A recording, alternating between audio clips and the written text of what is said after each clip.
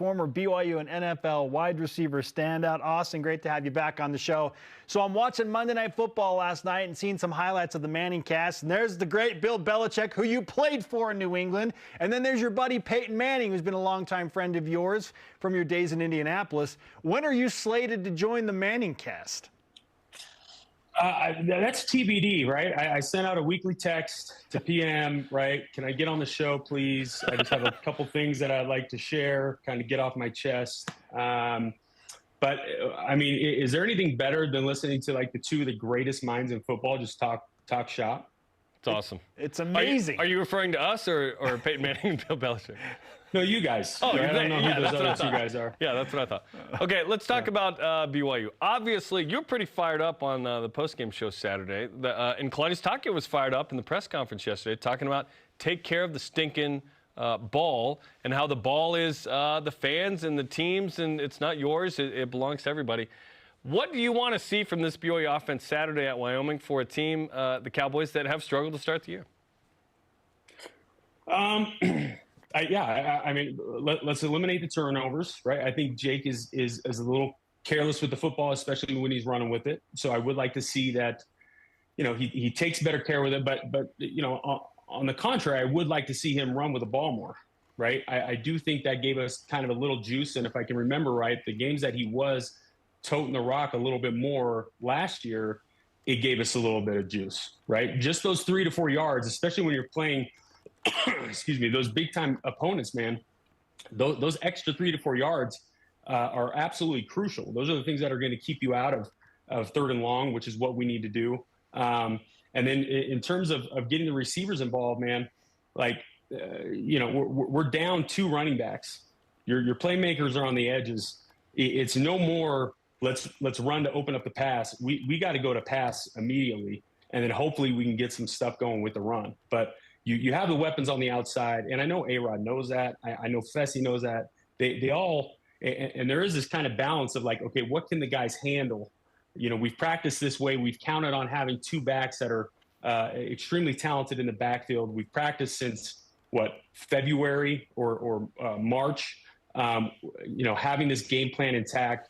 And now just to kind of flip the offensive playbook on its head and start installing things that are – going to more highlight the guys on the edges rather than the running backs, like that's a difficult job.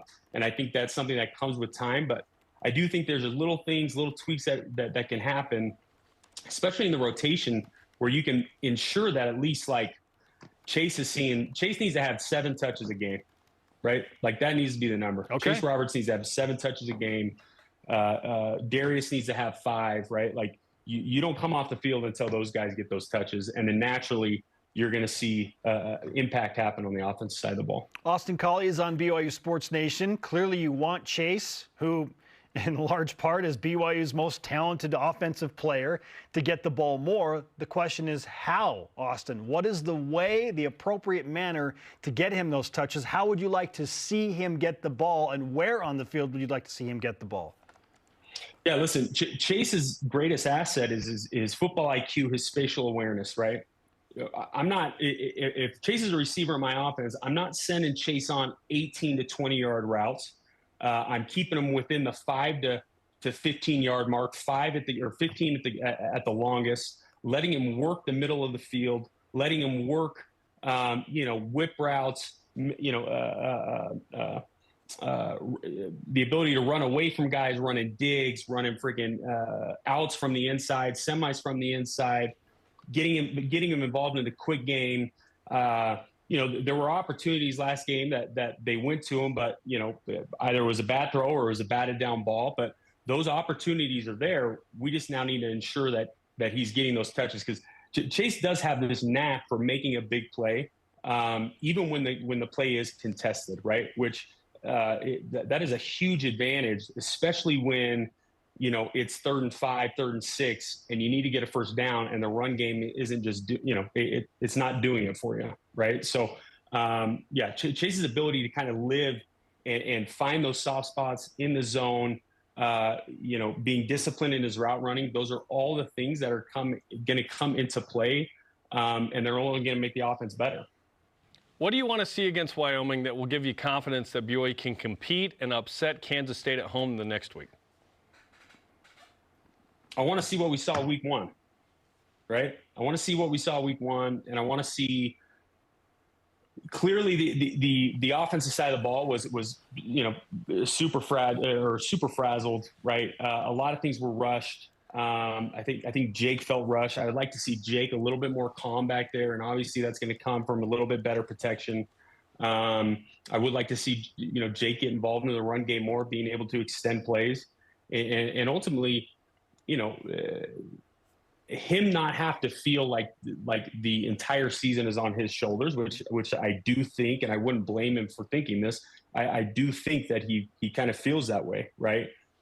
He's got Gary Bohannon waiting in the wings.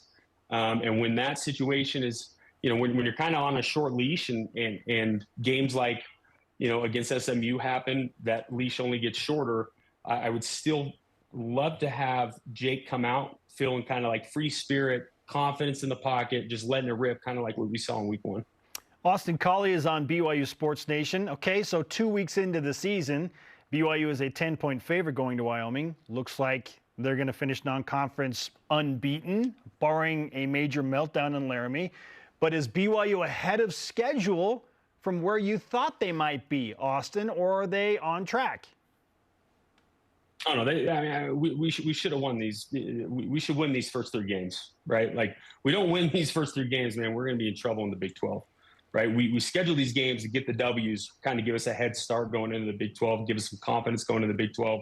I think SMU's a good football team, but I didn't think that it had to be as close as it did. The defense was freaking phenomenal, right? I love seeing our defense fly around. I love seeing the secondary making plays. To say we're on schedule, I would say we're a little bit behind schedule, right? Like, I feel like we should have beat SMU by 2 more touchdowns than we did. And hopefully, we can go into Laramie and put up more than 12, 15 points. You got a Laramie memory that sticks out? No, I only played there once, but who likes to go to Laramie to play football? I mean, let's be honest, right? I mean, Wyoming, a lot of great players, right? I know a lot of them, but I mean, Laramie's the worst. What was it like as a player going there? Like, did you hear anything, experience anything? We've heard some crazy story over the years. I've seen 2 games there, and it was probably too many. Yeah, no, it was. I only went once, and that was one more than what I wanted to go do. It's frigid cold. I mean, thankfully we're playing earlier on in the year. Yeah. But the time I went there, it's frigid cold.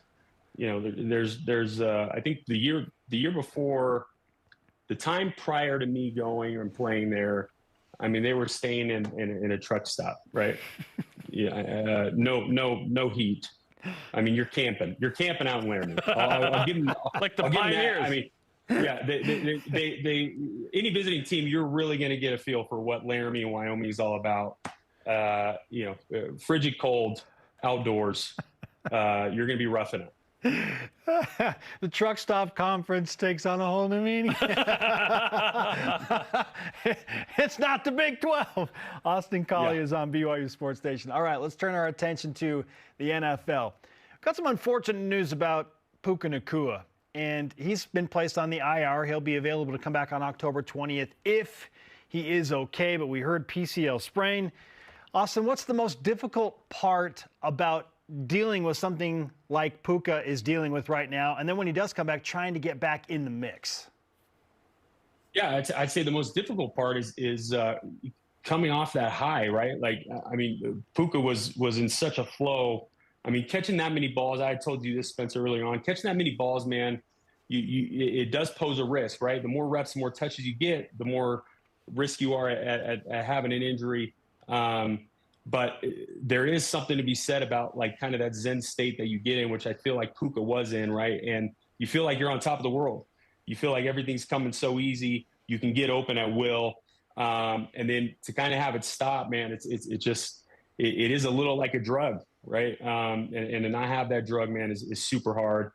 Thankfully, Puka's Puka's longevity or history of longevity and his ability to kind of come back after injury, dude, is it speaks for itself. The kid's a freaking tough kid. He's a dog. I'm sure he's going to do everything in his power to get back on the field as soon as possible. And better performance, Kingsley Suamatia at left tackle for the Chiefs, or Ryan Rico setting an NFL single-game punting average record and a Bengals record? Ryan Rico. Ryan Rico. Hands down. Like, that, I showed my kids that kick like 5 different times. Like, that thing was a bomb. That ball was nuked. It's amazing, sure. right? Dude, and I was waiting for it to come down. It didn't come down. It still hasn't come down. Up there. Great stuff. Hey, put a plug in for Ryan Rico with your buddy Pat McAfee, okay? Because punters are people too, right? For the brand. Yeah, for the brand, bro. That was a freaking, yeah. I would love to hear what his commentary was about that kick. Great stuff. Austin, we appreciate your time, brother. Can't wait to do it again this weekend as BYU and Wyoming kick it off in Laramie. Good news, you'll be back in the studio, not in Laramie. You don't have to go, man. You just talk about the game here. Yeah. 100%. First question I asked, are we going up there to do it? They said no. I said, I'm there. They're meeting Provo. Awesome. Yeah, they're meeting Provo. We appreciate it, brother. Thanks. All right, fellas. We'll talk to you.